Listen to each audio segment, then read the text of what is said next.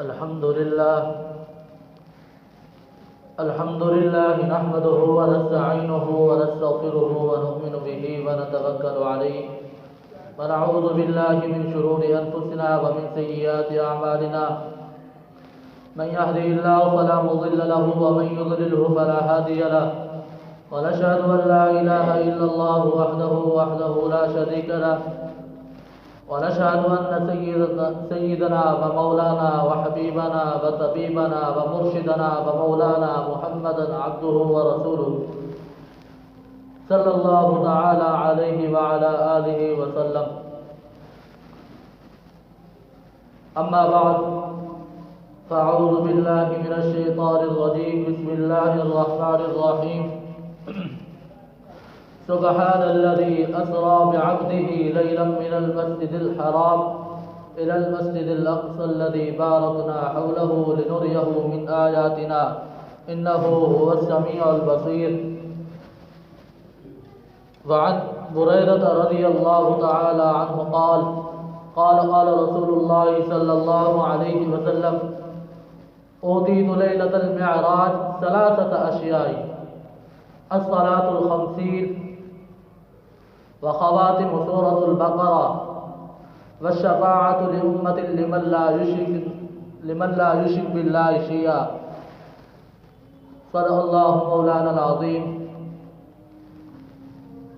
نہایت ہی قابل صد احترام میرے بھائیوں، بزرگوں اور دوستوں، آج میں آپ حضرات کے سامنے واقع معراج النبی صلی اللہ علیہ وسلم کے حوالے سے چند باتیں عرض کروں گا.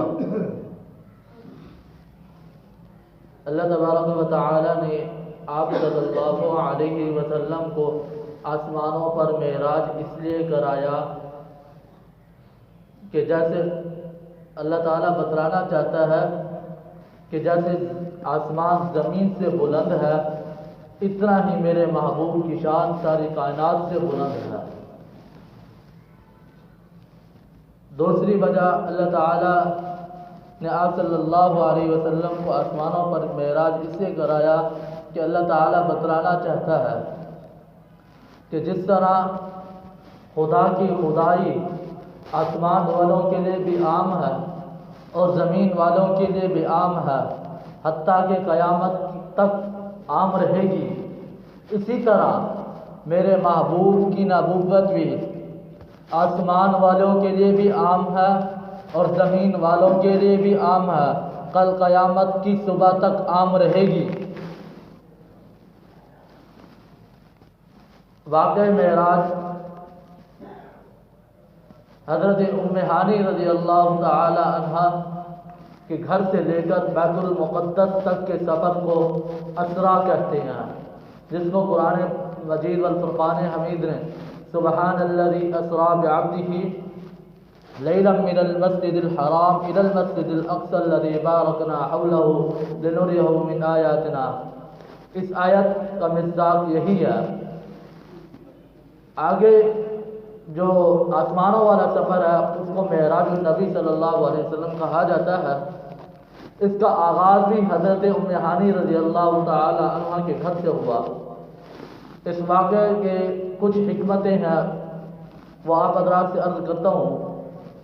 پہلی حکمت یہ ہے کہ اللہ تبارک و تعالی نے اپنے شان والے نبی کی دنیا کو بتایا کہ میرا نبی شان والا نبی ہے، نرالا نبی ہے، وہ سب سے اعلیٰ بھی ہے اور سب سے بالا بھی ہے، کیونکہ اس کو معراج زمین و آسمان، شجر و حجر، جمادات و نباتات، لوح قلم، عرش و کرسی جو اوپر سیر کرائی اور آپ کو ثم دنا فتدلی کے مقام پر آپ کو پہنچایا. دوسری حکمت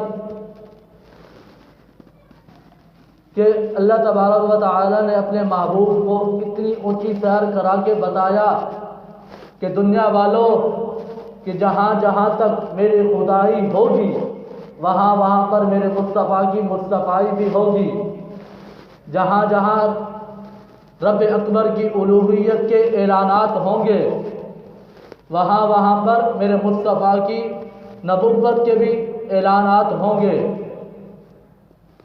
تیسری حکمت کہ اللہ تبارک و تعالی نے 1,24,000 نبی بھیجے، ان سب کو زمین پر معراج ہوا۔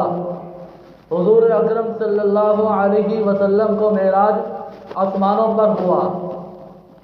حضرت نوح کو پانی کے طوفان میں معراج ہوا، اور حضرت ابراہیم علیہ السلام کو معراج آگ کے چیخے میں ہوا، اور حضرت اسماعیل علیہ السلام کو معراج چھری کے نیچے ہوا، اور حضرت زکریا علیہ السلام کو معراج آرے کے نیچے ہوا۔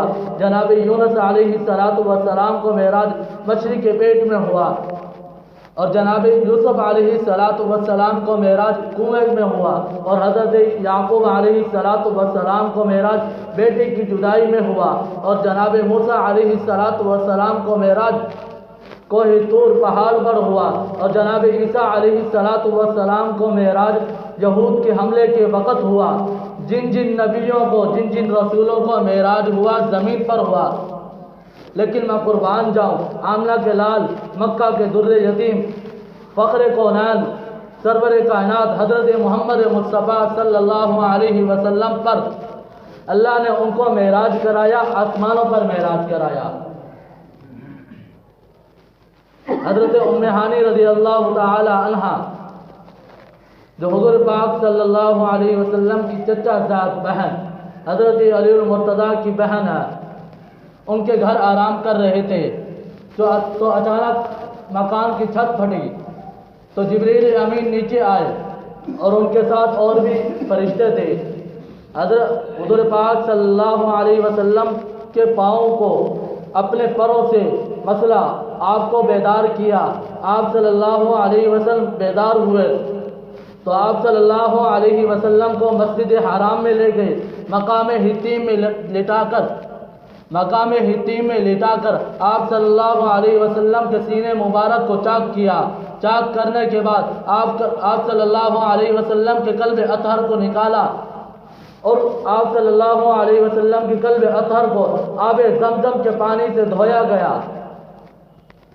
اور آپ صلی اللہ علیہ وسلم کے قلب اطہر کے اندر علم اور حکمت کو بھر کر آپ صلی اللہ علیہ وسلم کے سینے کو ٹھیک کر دیا گیا، اور آپ صلی اللہ علیہ وسلم کے دونوں کندھوں کے درمیان مہر نبوت خاتم النبیین کی مہر لگائی گئی۔ شاہ عبد العزیز رحمۃ اللہ علیہ تفسیر عزیزی کے اندر لکھتے ہیں کہ آپ صلی اللہ علیہ وسلم کے سینے مبارک کو 4 مرتبہ چاک کیا گیا، اور آپ صلی اللہ علیہ وسلم کے قلب اطہر کو 4 مرتبہ دھویا گیا۔ پہلی مرتبہ جب حضور پاک صلی اللہ علیہ وسلم بچپن کی حالت میں تھے، حضرت حلیمہ سعدیہ رضی اللہ تعالی عنہا کی پرورش میں تھی۔ دوسرا اس وقت جب آپ صلی اللہ علیہ وسلم سن بلوغت میں پہنچے تھے۔ تیسرا اس وقت جب آپ صلی اللہ علیہ وسلم کو نبوت کا مقام اور مرتبہ دیا گیا غار حرا کے وقت۔ چوتھا اس وقت جب آپ صلی اللہ علیہ وسلم معراج کے سفر پر جانے لگے، اس وقت آپ صلی اللہ علیہ وسلم کے قلب اطہر کو آب زمزم کے پانی سے دھویا گیا۔